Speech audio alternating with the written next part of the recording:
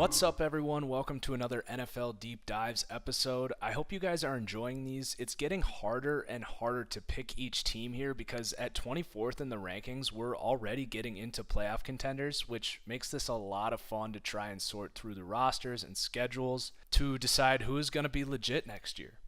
Before we dive in here, one announcement. I'm running another Madden Ultimate Team giveaway. This is probably the biggest one I've done so far. I'm giving away all 4 of these players from the Super Bowl 51 set. Together, they're worth over 1 million coins, and I tell you, these Julio and Malcolm Butler cards especially are absolutely insane. So head over to Twitter to be the lucky winner of all 4 of these players. So without further ado, we have the Miami Dolphins falling in at 24th in my power rankings. This is the second playoff team in a row now from last year that I have fallen quite a bit. NFL.com has this team all the way up at 11th and ESPN at 13th.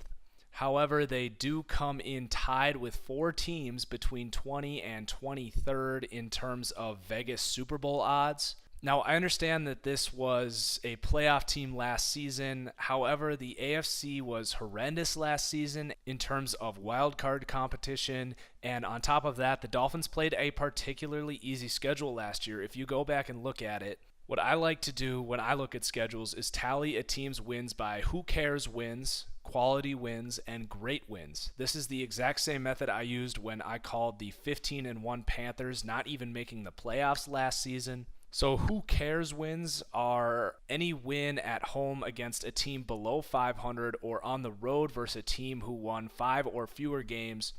Quality wins are any win at home versus a 500 team or better, or on the road versus a team who won 6 or more games. And great wins are any wins against a playoff team or on the road against a team 500 or better. Circled here, you can see that a shockingly low number of the Dolphins' wins were quality at just 2 out of 10, only one of which was a great win. Now, let's compare to the 2 other 10-win teams in the league. Green Bay had 6 out of 10 wins as quality, and 5 out of the 6 were qualified as great wins. Seattle had just 3 quality wins out of 10, but all 3 classified as great wins. And even a team like Washington, who I considered here at 24, who only won 8 games, had more quality wins than the Dolphins. They had double the amount at 4 quality wins and 2 great wins. And that's not even mentioning that Miami's one great win was against the Steelers, yet when they met in the playoffs, Miami got absolutely slaughtered. So yeah, I do like to consider a team's schedule because I have yet to hear an argument against this being a useful predictor tool for the next season. So when I look at this Miami team, I see a pretty average team. A lot of people are expecting this offense to blow up next year with hype surrounding Devontae Parker, the Julius Thomas edition, Jay Ajayi's breakout in 2016, and the allure of what if surrounding the late season injury to Ryan Tannehill last year. What I see is an offense that has plenty of weapons, but an average line and below average quarterback. I will say that the breakout of Jay Ajayi screams Jeremy Hill from the rooftops. I like Jay Ajayi, but I'm not buying him as a player that will carry this team on his back, similar to what we've seen from Adrian Peterson or David Johnson last season. I do love Adam Gase as the play caller. I consider him to be one of this offense's greatest assets. Did they get better on paper? Maybe by a slim margin. They do have another year in the Gase system, which definitely helps. The Thomas addition looks good on paper, but people shouldn't forget that they gave up a very good player in Brandon Albert to do that trade. In my opinion, I consider that a downgrade to the offense. You also take into account that this group, quote-unquote, overperformed last season, so you factor all of this together, and I think this unit is as effective on offense as they were last year, which makes them roughly a top 20 group. Solid, but not good enough to keep pace with the big boys. By the way, in the first 6 weeks, this team will play the Buccaneers, the Chargers, the Saints, the Titans, and the Falcons, all offenses that this offense will struggle to keep up with. The defense will need to be this group's strength if they want to get back into the playoffs, which I'm not ruling out, by the way, although I'm talking very lowly of them. It is a top-heavy group, which concerns me a little bit. You cannot overlook the return of Rashad Jones. That will certainly elevate this defense. I do apologize again to my faithful Dolphins fans. Before the season, I called Jones overrated, trying to back it up with stats-heavy analysis. That was very hypocritical for me, as I'm a huge advocate of film-first analysis. I made that statement in a video before giving his tape an honest look, and Rashad Jones is, in fact, an absolute baller. I'm not so stubborn as to admit when I am wrong, and that was certainly one of those times. I do have my questions about the rest of the secondary, however. They are still young, but I do kind of like the group. We will go over this group of linebackers later, which is highly questionable. That said, this should be a top 12-ish defense that will give their offense a chance in most games. The question then becomes, which Ryan Tannehill is going to show up on those days? It's not an elite group as a team, but very solid nonetheless. So when I went through my game-by-game predictions, the Dolphins came in at 7 wins. Vegas has the total set to over-under 7.5, so I suppose I'm taking the under, but that's too close for me to actually make the bet on. The over-unders that I typically take have a difference of about 2 or more games. Regardless, Vegas is clearly as low on this team as I am. I mentioned already they are 50-1 to win the Super Bowl. I'm not predicting any Falcon-sized jumps from this team. If you are a huge believer in Ryan Tannehill, I suppose there are worse picks for long shot Super Bowl winners. I just won't be riding that wagon. Now let's look at the depth chart. I'll be showing you my personal Madden 17 roster, so the ratings you see reflect how I feel about each player. If I mention a player not shown, this is because Madden's interface makes it impossible to get every player in there. Also, I'm going to start giving out grades by each position to these teams to try and spice up this portion of the video a little bit. Let me know in the comments below if that's something you like. So starting with Ryan Tannehill, I have Tannehill as the 25th best quarterback in the league. I'm curious where you guys would rank Ryan Tannehill. He's starting to make strides, but is still a little too inconsistent for me, but I can feel him starting to grow on me. Madden has him tied for 18th at an 81 overall. Pro Football Focus has him at 15th. So he comes down 6 points in my roster. Granted, however, most quarterbacks do come down several numbers in my roster as I aim to really differentiate and add value that I feel is missing in the elite quarterbacks in terms of this video game.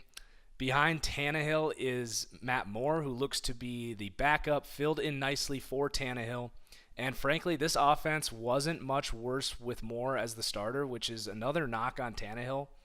Brandon Doughty and David Fales, the developmental guys who may or may not make the team. At quarterback, the Dolphins get a C from me.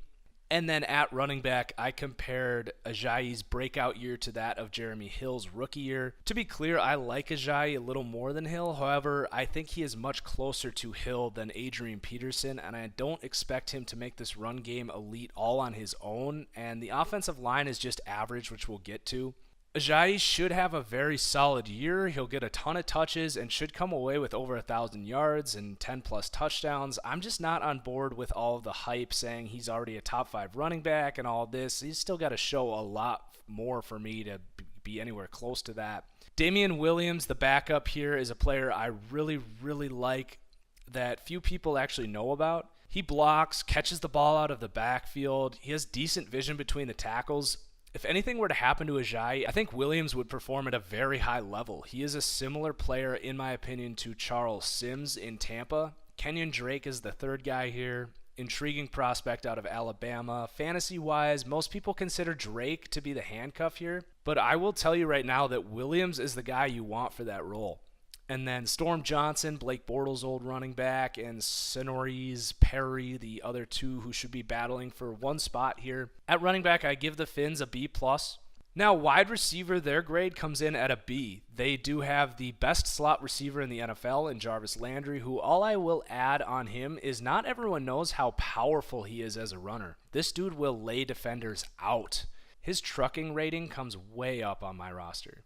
Devontae Parker supposedly having an awakening this offseason, finally focusing on his diet and taking his job a little more seriously, according to reports. Perhaps the massive Kenny Stills contract forced him to realize the type of money that he could be making if he gave a rip. I'm actually buying into these storylines. I think he will emerge as the true number one for this team, though statistically there are too many weapons here, however, for me to be buying Parker from a fantasy perspective. Kenny Stills, a very good deep threat, has some drops, but has certainly established his role in the NFL. The battle between Leonte Carew, who a lot of people loved coming into the draft last year, and Isaiah Ford for the fourth wide receiver on this team will be extremely interesting to watch. Ford, a 7th-round pick out of Virginia Tech, is already a highly polished receiver who I had as one of this draft's big sleepers. Though he will have limited opportunities thanks to this landing spot, there's already a lot of good guys ahead of him. Jakeem Grant should make this roster as a return specialist, and then you've got Rashawn Scott, Mitch Matthews, and a collection of undrafted guys fighting for their Dolphins careers over the summer. At tight end, they bring in Julius Thomas. He adds another nice threat for Tannehill, but he's really been a disappointment over his career outside of really one good year with Peyton Manning. I don't see him making too much of an impact here. Anthony Fasano does come in to be a dominant run-blocking tight end, will surely help out in the run game. Then Marquise Gray, converted quarterback who got involved last year. Thomas Duarte, a 7th-round rookie from last year. And Chris Pantel round out the tight ends who get a grade of a C+ from me. This offensive line is going to be interesting. Laramie Tunsil moves from guard to tackle to replace Brandon Elbert. He should emerge as the best player in this group. Left guard should be a competition between Anthony Steen, Ted Larson from Chicago, and 5th-round pick Isaac Asiata. Pouncey at center, his health will be a pivotal part of the success of this entire Dolphins team, and is a big reason they signed a guy like Ted Larson who can come in and play center if Pouncey's leg injuries flare up again. Jermon Bushrod, just an okay right guard who might even get beat out by one of those guys I just named. And Jawan James really started to live up to his mettle as a former first-round pick at right tackle. Overall, it's an okay group, a good, not great group if Pouncey can stay healthy. I give the group a B-, which is actually above average in the scheme of things because there are a lot of bad offensive lines out there. Moving on to the defensive side of the ball, the D-line is clearly the bread and butter of this whole team. They have 4 DNs who are all pretty solid. Cameron Wake is a monster, still manages to be underrated. I'm going to try and word this in a way that doesn't provoke anyone, but let's say this. On a consistent basis, I walk away more impressed by Cameron Wake than I do Khalil Mack when I watch them play. Now, I realize there's a lot of factors going on, but I've watched every Raider game and every Dolphins game from last season at least once, and I'm just telling you how I feel. Anyhow, Wake will get to rest a little bit, getting up there in age now thanks to the signing of William Hayes, who is a very, very nice player. The Rams should be ashamed that they couldn't manage the money and cap space to keep him in LA. And then the Dolphins draft Charles Harris out of Missouri in the first round, who I really like. Andre Branch still there, who will go from a starter to probably the 4th, maybe 3rd guy in this group, despite getting a very nice contract. I'm sure he's going to be playing with a chip on his shoulder, feeling insulted by those 2 additions. Nobody else I'm too interested in behind those 4 at edge. Then on the interior, you've got Sue, who I don't really need to mention. Jordan Phillips had a very under-the-radar season, still growing as a player. Then Devin Godchow and Lawrence Okoye, no relation to the Chiefs Hall of Famer Christian Okoye, by the way. And Vincent Taylor, an intriguing prospect taking in the 6th round of the draft out of Oklahoma State. I expect these guys to all compete for rotational work. As a whole, I give this group an A. It's the strength of this entire team, and there will be few D-lines better in 2017. Moving on to linebacker, this is easily the worst unit in Miami. I'd predict the starters when camp ends will be rookie Raekwon McMillan, Kiko Alonso, and Lawrence Timmons. McMillan, frankly, will probably be the best among this group. Timmons and Alonso sound nice on paper, but both have their flaws. Alonso is essentially a very smart cover linebacker, and Lawrence Timmons, although he's had a great career, is pretty much a 2-down linebacker at this stage in his career. And then don't even get me started on Koa Misi. Misi is somehow still an 85 overall in Madden, making him a borderline top 10 player at the position. Koemisi is a 2-down run defender. His Pro Football Focus grade was outside of the top 100 at the position, which makes his Madden grade even more mind-boggling considering the emphasis EA puts on PFF. And most of all, this team threw a lot of resources at linebacker to try and replace the guy. If I'm wrong about this guy, Dolphins fans, please enlighten me. The depth here is bad too. Neville Hewitt, Trevor Riley, Brandon Watts, nobody I expect to emerge here. I give this group a C-. I like McMillan, but he's a rookie, and at least Alonzo and Timmons/Misi complement each other, but this is a slow group who is going to struggle to make plays for a team that needs guys at that level of the defense to be forcing turnovers and making big stops on third down to win close games. Wrapping this up with the secondary, it's a unit that is slowly growing on me. The fact that this team spent almost nothing this offseason to improve the secondary tells us that they are happy to let these guys grow. Maxwell had a very solid season and shook himself out of the clown suit he was wearing coming over from Philly. I still want to see more from him before we crown him as a number 1 corner in this league, but he has solidified himself as at least a number 2 stuck playing as a team's number 1 corner. Then Xavier Howard, Bobby McCain, and Tony Lippett make up an intriguing young group of guys who will grow together. Howard being the number 2 in this group. They do take Tankersley, who seems a little stiff to me. I think he projects best as a safety, where he actually might end up. Then Jordan Lucas, a 6th-round pick from last year, rounding out the depth. I give the corners a B. I like the depth here, but in my opinion, they could use a number 1 long-term as opposed to relying on Byron Maxwell to be that. At safety, Rashad Jones is a monster. They do have TJ McDonald coming in to eventually fill the void left by Issa Abdul Kudus. I liked Kudus last year as a thumping safety. I wasn't sure why they let him go. McDonald will miss the first half of the entire season from suspension, so it seems it's going to be Nate Allen there. They do have veterans Walt Aikens and Michael Thomas too, who could certainly take that job. I give the safeties a B. I love Jones and I like McDonald, but until he comes off suspension, they will have a replacement level production there. So that's going to do it. Dolphins fans, I know you won't be happy, and I'm sorry I had to do you like this. Like I said, the Fins come in amidst a very deep tier of teams, and I simply don't love this team's upside because of some big holes at key positions like quarterback and linebacker. This team should be in the hunt, but I think they will ultimately fall short. Regardless, Dolphins fans, let me know where I was right, where I was wrong, and I look forward to hearing from you about that. Check Twitter for that big Ultimate Team giveaway, and we should have our next team revealed in a few days or so. And until then, goodbye, everyone.